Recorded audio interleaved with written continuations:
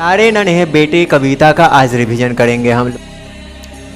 प्यारे नन्हे बेटे को कविता के कवि हैं विनोद कुमार शुक्ल। इनका जन्म 1 जनवरी 1937 को हुई है और इनका उम्र 88 वर्ष हो चुका है।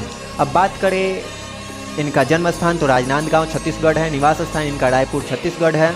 इंदिरा गांधी कृषि विश्वविद्यालय से इन्होंने एसोसिएट प्रोफेसर थे ये, और निराला सृजनपीठ में जून 1994 से 96 तक अतिथि साहित्यकार रहे। इनको सम्मान मिला था रघुवीर सहाय स्मृति पुरस्कार 1992 में, दयावती मोदी कवि शेखर सम्मान 1997 में, साहित्य अकादमी पुरस्कार उनको 1999 में मिला। इनकी कविताओं में बात करें तो इनका पहला कविता संग्रह लगभग जय हिंद पहचान सीरीज के अंतर्गत 1971 में प्रकाशित हुआ था। वह आदमी नया गरम कोट पहनकर चला गया विचार की तरह 1981 में प्रकाशित हुआ। सब कुछ होना बचा रहेगा 1992 में, अतिरिक्त नहीं 2001 में। कहानी इनकी थी पेड़ पर कमरा महाविद्यालय, और उपन्यास इनका था नौकर की कमीज। किले का तो देखेंगे दीवार में एक खिड़की रहती थी। इसके बाद इनके उपन्यासों का कई भारतीय भाषाओं में अनुवाद भी हुआ था। कहानी संग्रह इनका पेड़ पर कमरा का इतालवी भाषा में अनुवाद हो चुका है। नौकर की कमीज उपन्यास पर फिल्मकार मणि कौल ने फिल्म बनाई है। विनोद कुमार शुक्ल 20वीं सदी में 7वें-8वें दशक के कवि के रूप में सामने आए थे।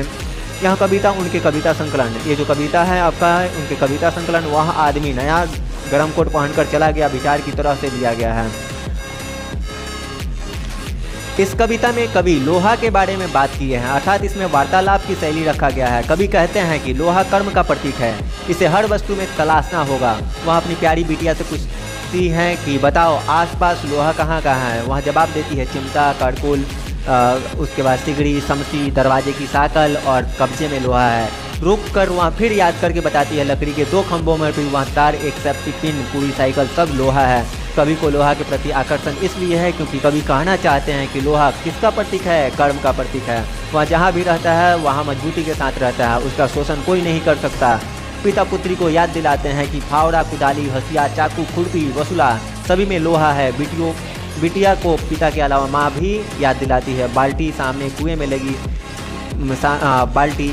में लगी लोहे की घिरनी, छत की कड़ी में लोहा है।